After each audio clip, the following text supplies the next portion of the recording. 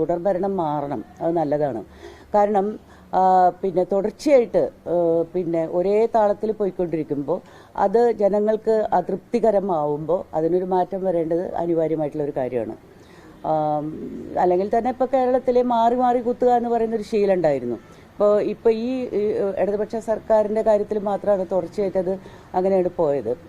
ജീർണിക്കുക എന്ന് പറഞ്ഞാൽ ഇപ്പോൾ ഒരു ഇടതുപക്ഷ സർക്കാരിനെ സംബന്ധിച്ചിടത്തോളം ഉള്ള ഒരു അവരുടെ ബംഗാളിലായാലും എല്ലായിടത്തായാലും നമ്മൾ കാണുന്നത് അവർ തൊഴിലാളി വർഗ സർവാധിപത്യം അല്ലെങ്കിൽ ഏറ്റവും താഴെത്തട്ടിലുള്ള ജനങ്ങളുടെ വിമോചനം, സോഷ്യലിസം എന്നൊക്കെ പറഞ്ഞു വരികയും രാഷ്ട്രീയ കക്ഷി എന്നുള്ള നിലയിൽ പ്രവർത്തിച്ച് അവർ ഭരണാധികാരത്തിലേക്ക് വരുമ്പോൾ അവരുടെ പാർട്ടി ഏകാധിപത്യ പ്രവണത പ്രകടിപ്പിക്കുന്നത് നമ്മൾ കാണുന്നത്. ഏകാധിപത്യത്തിലേക്ക് അത് പോകുന്നത് ലോകത്തിൻ്റെ ചരിത്രത്തിൽ മൊത്തം സംഭവിച്ചതും അതാണ്. ഇടതുപക്ഷങ്ങൾക്ക് സംഭവിച്ചിട്ടുള്ള അപജയം എന്ന് പറയുന്നത് ഭരണാധികാരത്തിലേക്ക് വരുമ്പോൾ അധികാരവും അവരുടെ പ്രത്യയശാസ്ത്രവും തമ്മിൽ വലിയൊരു വൈരുദ്ധ്യം ഉടലെടുക്കുന്നതായിട്ട് കാണുന്നുണ്ട്.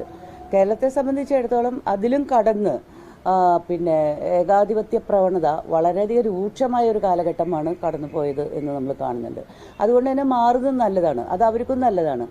മാറി നിന്ന് ചിന്തിക്കാനും തിരുത്താനും ഒക്കെയുള്ള ഒരു അവസരം എന്ന രീതിയിലും ഈ ഇലക്ഷനെ അവർ കാണേണ്ടതാണെന്ന് എനിക്ക് തോന്നുന്നു. ഇത് സർക്കാർ വന്നാലും അവർക്ക് പിന്നെ അധികാരത്തിലേക്ക് വരണമെങ്കിൽ ആരെയൊക്കെ കൂട്ടുപിടിക്കണം എന്നുള്ളതാണ് അവർ നോക്കുന്നത്. അത് നമ്മൾ തുടർച്ചയായിട്ട് കണ്ടുകൊണ്ടിരിക്കുന്ന കാര്യമാണ്.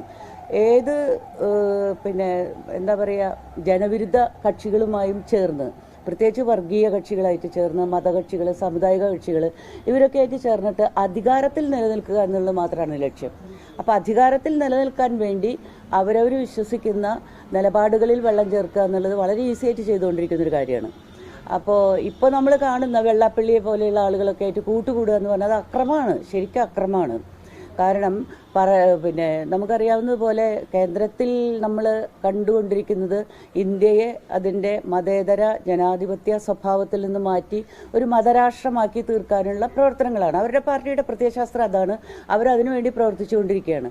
പക്ഷേ ഇന്ത്യ അതല്ല എന്നും ഇന്ത്യ ഒരു ജനാധിപത്യ ശക്തിയാണ് എന്നുള്ളതും ഒരു ഫെഡറൽ സംവിധാനത്തിന് വളരെയധികം പ്രാധാന്യമുണ്ട് എന്നുള്ളതും മനസ്സിലാക്കേണ്ടത് ജനങ്ങളാണ്.